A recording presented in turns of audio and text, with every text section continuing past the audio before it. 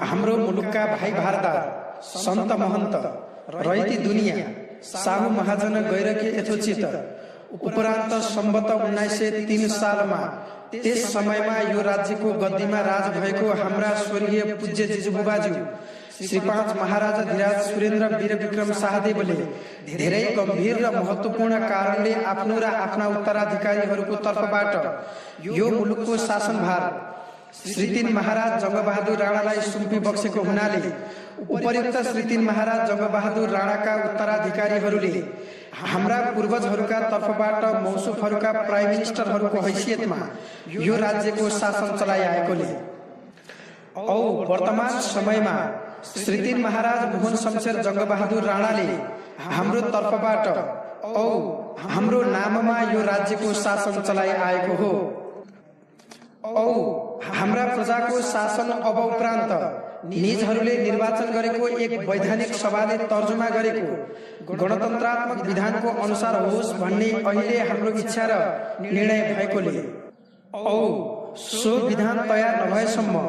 अहिले हामीलाई हाम्रो कार्य सम्पादन गर्नमा मद्दत र सल्लाह दिनका निमित्त दुनियाको विश्वास दुनियाका प्रतिनिधिहरू समेत सम्मिलित भएको र एक मन्त्रीमण्डलको गठन होस् भन्ने हाम्रो इच्छा र निर्णय भएकाले तसर्थ हामीबाट यो घोषणाद्वारा हामीलाई हाम्रो कार्य सम्पादनमा मद्दत गर्न हाम्रा अति विश्वास पात्र र प्रिय श्री 3 महाराज मोहन शमशेर जंगबहादुर राणा हाम्रो प्राइम मिनिस्टर र परराष्ट्र मन्त्री श्री मिनिस्टर बबर शमशेर जंगबहादुर राणा रक्षा मन्त्री विश्वेश्वर प्रसाद कोइराला गृहमन्त्री सुवर्ण शमशेर जबरा अर्थमन्त्री चुडा शमशेर वन विभागका मन्त्री वाणिज्य मन्त्री श्री गणेशमान सिंह श्री नृपजंग राणा शिक्षा मन्त्री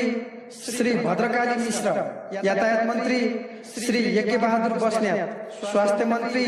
र श्री भरतमणि शर्मा खाद्य र कृषि मन्त्री समेत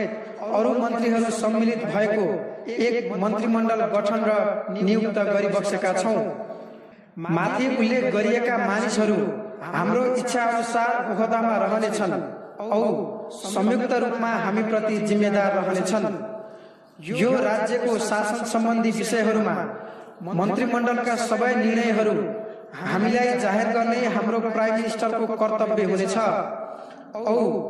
यो राज्यको शासन सम्बन्धी विषयहरूका बारेमा हामीले खोजी बक्सेका सबै समाचार पनि उनीले हामीलाई जाहेर गर्ने उनको कर्तव्य हुनेछ औ हामी यसद्वारा हाम्रा सबै प्रजालाई हामी र हाम्रा उत्तराधिकारी प्रति सच्चा वफादारी धारणा गर्नका निमित्त आमन्त्रण गर्दछौं औ हाम्रा सबै जंगी निजामती अफिसरहरू र यो राज्यका अरू बासिन्दाहरूलाई आज्ञाकारी भई हाम्रा मन्त्रीहरूलाई निजको कर्तव्यको सम्पादनमा मद्दत र सहायता गर्नलाई आदेश गरिबक्सेका छौं। राजनैतिक अपराधमा परेका सबैलाई निजहरू 2007 अघि आफ्ना घर फर्की शान्तिमय कामकाजमा लागे भने निजहरूलाई माफी र विस्मृति दिने औ त्यस्ता अपराधमा जफत भएका निजहरूका जायदाद तिनीहरूलाई फिर्ता दिने हाम्रो शाही इच्छा छ। यो हाम्रो आन्तरिक आशा छ कि